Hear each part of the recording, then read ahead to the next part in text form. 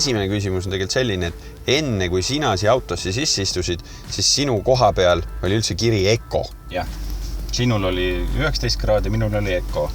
Elektriautol on iga elektron ülioluline ja sellepärast ei kulutata liigset energiat ka soojendamise peale. Ehk kui istmete peal keegi ei istu, siis neid kohti nii suure hooga ei soojendata, vaid sina istud oma rooli taga, sina saad selle põhisooja enda peale. Tulen mina autosse, siis tuleb soojendus ka mõnule peale. Me oleme sellises elame nutimaailmas, nutikliima. Just. Nutikliima on siis tehtud inimestele elu nagu veel lihtsamaks.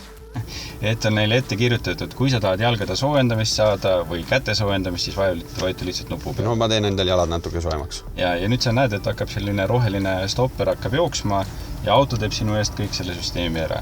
Keerab kõik õhuvoo alla jalgade peale, paneb sinna maksimaalse soojuse peale ja kütab siis umbes nii kaua, kui sul peaks olema soe. Ja ta ise läheb siis nagu peale seda tavapärases režiimi, aga kui ma tahan, siis ma saan selle ära tühistada.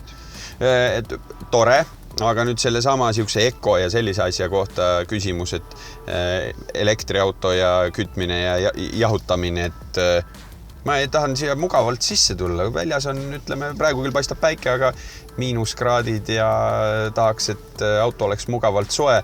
Nüüd on seal Eco, abikaasa tuleb, istub siia kõrvale, ta istub külma autosse.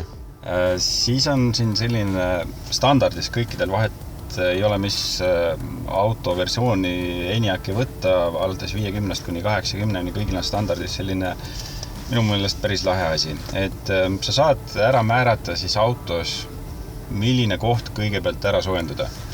Et siit sa saad valida siis, kas enda koht, kalli kaasistuja koht või lapsed saad ükshaaval valida. Ja kui sa oled selle nüüd ära määranud, siis neid kohtasid soojendatakse esimesena. Jah, sa saad ise ära määrata, kelle koht peaks siis olema esimesena nii-öelda häälestatud. See ei ole ainult soojenduse kohta, vaid see on talvel ka, suvel ka jahutuse kohta, et palaval suve ilmal, kui sa tahad, et näiteks lapse koht taga oleks juba ette jahutatud, siis sa saad selle ära määrata. Okei. Väljasõit? Just, et see on nüüd selline juba varasemast tuttav nii-öelda seisusoojendus. Valid endal päeva. Lähen neljapäeviti, mina hakkan iga päev kell 7 oma päevaga peale. Saad valida, kas... Ja nii ütleme, et siis iga nädal. Iga nädal, jah. Sa saad veel autot nii-öelda kiiresti enda jaoks soojenema panna ka sellisel viisil, et auto ise siis, kui sul on siit setikutest pandud peale, et need asjad aktiveerida, ehk siis iste ja roolisoojendus, siis auto ise vaatab, mis on väljas temperatuur ja isegi praegu näiteks +5 kraadise temperatuur. Ja sõidu alustamisel olenevalt temperatuurist sisse lülitamine. Jah, ehk auto, kui sa tuled autos, istud sisse, siis auto vaatab väljas on +5 kraadi, autos sees on +5 kraadi, panen kohe istmesoojenduse ja roolisoojenduse peale. Need asjad on siis valmis. Aircare? Aircare, see on juba kõikidelt teistelt Škodadelt ka tuntud, et kui sa selle aktiveerid siin, vajutad selle nupu peale, siis suletakse välisõhu juurde pool, kõik klapid pannakse kinni ja läbi siis spetsiaalse osakeste filtreerimise filtri puhastatakse salongi õhk näiteks õietolmust ära. Et kevadel on allergikutel on väga hea. Kui sa kuuled seda heli, siis on sinu lähedal Škoda Enyaq, uus Škoda elektriauto.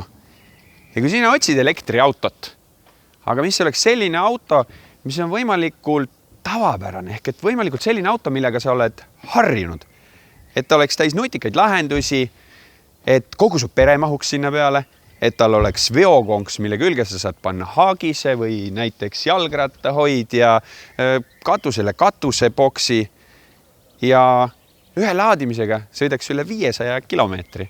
Siis ma arvan, et õige vastus on see, mis on minu selja taga. Škoda Enyaq IV.